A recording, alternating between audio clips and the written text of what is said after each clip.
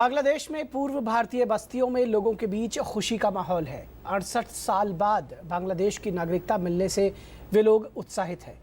एक ऐतिहासिक फैसले के तहत कल आधी रात 111 भारतीय बस्तियां और बांग्लादेश को और 51 बांग्लादेशी बस्तियां भारत को सौंप दी गई। इससे 1974 का ऐतिहासिक मुजीब इंदिरा भूमि सीमा समझौता लागू हो गया। ये खुशी उन लोगों की है जिन्हें भारत की नागरिकता मिली है।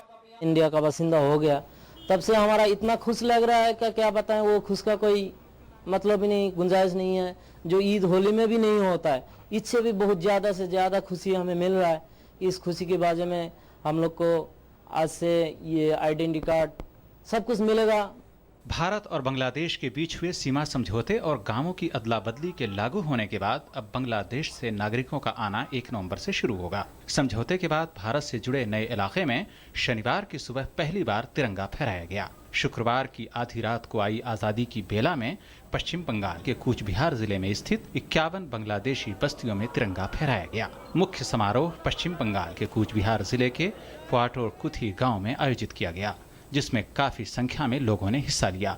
इसमें बड़ी संख्या में महिलाएं और बच्चे भी शामिल हुए। प्रशासन इन इलाकों में विशेष शिविरों के माध्यम से लोगों को सभी सरकारी सुविधाएं मुहैया कराएगा।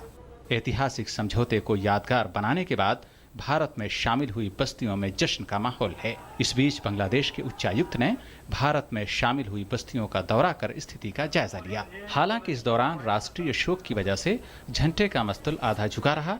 इस मौके पर पूरे गांव को सजाया गया था। भारत बांग्लादेश के बीच हुए इस समझौते से भारत ने जहां 111 एन्क्लेव बांग्लादेश को हस्तांतरित किए, वहीं पड़ोसी देश ने करीब 51 एन्क्लेव को भारत को सौंपा है। केंद्र सरकार ने भारत में बसने वाले लोगों के लिए करीब 3000 करोड़ रुपए का पुनर्वास पैकेज मंजूर किया है। भारत के 111 एन्क्लेव, जिनका क्षेत्रफल 17,160 एकड़ है, बांग्लादेश की सीमा में शामिल हो गए। इसी तरह बांग्लादेश के 51 एन्क्लेव भारत की सीमा में शामिल हुए, जिनका कुल क्षेत्रफल 7,110 एकड़ है। वहीं बांग्लादेशी कॉलोनियों में 14,000 लोग रहते थे, जिनका विलय भारत में हो चुका है।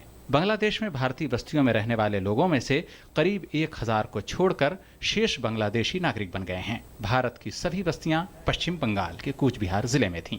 गौरतलब है कि प्रधानमंत्री नरेंद्र मोदी के 6 और 7 जून 2015 के ढाका दौरे के वक्त साल 1974 में किए गए भूमि सीमा समझौते को अंतिम रूप दिया गया था। अब भारत और बांग्लादेश के एन्क्लेव में रहने वाले लोगों को संबंधित देश की नागरिकता तथा नागरिक को मिलने वाली सभी सुविधाएं मिल जाएंगी। स्नेहा शीसूर, डीडी न्यूज, कूच बिहार, पश्चिम बंगाल।